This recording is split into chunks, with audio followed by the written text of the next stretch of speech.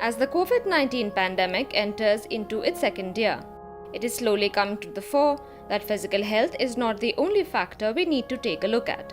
As the virus takes innumerable lives all over the world, doctors believe that a mental health crisis is already upon us.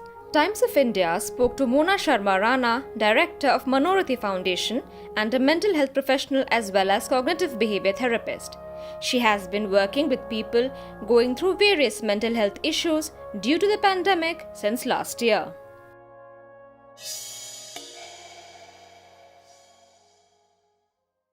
I can start with saying that the next pandemic that we are looking at is going to be mental health problems. There's been a tremendous impact for people who have lost somebody due to a pandemic, or who have gone through or who have suffered from COVID, or people who are just observing all that is happening around them. So the impact is widespread, and people who have suffered from COVID in the recent past, they or their family members are also reporting anxiety, mood disorders, actually diagnosable mental health conditions. So not just feeling low or feeling worried.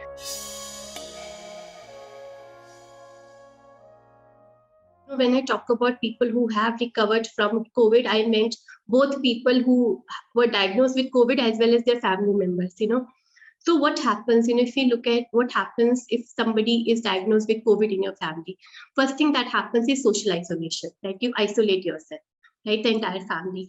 So then anyways, there's a lockdown, anyways, you are bound to your homes, and then there's a further isolation. You are bound to your home, there's increased stress, there's a loss of support because you're not able to reach out to your friends or family members.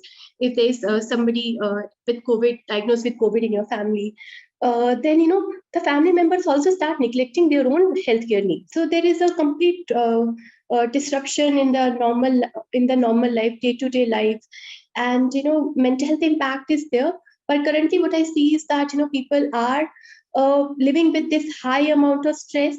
Not everybody is calling and reaching out, but I perceive that in a few months' time, say 2 to 3 months' time, once this wave starts to come down, that is when the actual impact, mental health impact, we would see.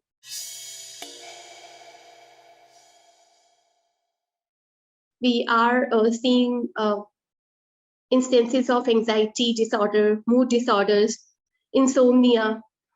Most people that call us, they call us with this complaint of sleep disturbance, that I'm not able to sleep. I feel worried, especially if they're living alone away from the family, then worry about the family, that how they are calling every hour or 2 hours. And many of them actually have family members who are sick. And then this guilt that I'm not with my family to take care of them. So multiple issues we are seeing, starting from very diagnosable psychiatric conditions like anxiety and mood disorder.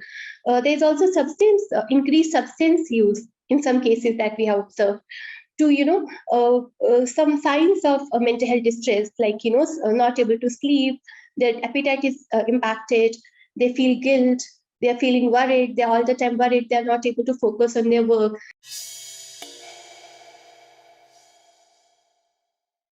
Common impact is that the schools are closed, so physical activity has decreased because you can't go out and play, and or children at this age want to feel connected.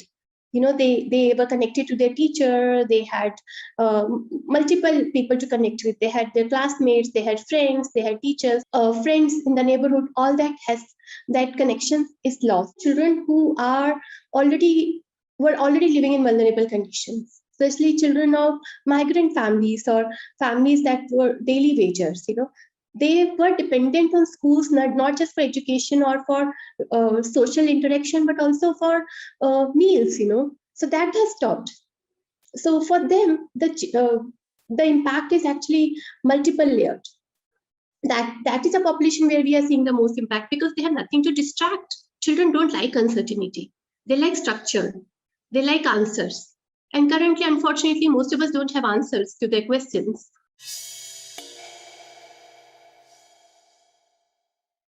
First of all, I would say structure your day. Have as much structure as it is possible in every day. So have a time when you sleep, and try to stick to that time when you sleep, when you wake up. Engage in some physical activity at home. Engage your children, all family members in that activity. So try to keep your interaction through social media limited and connect with people face to face. Call them, talk to them. This talking to somebody one to one or with a group of friends, that can be really helpful.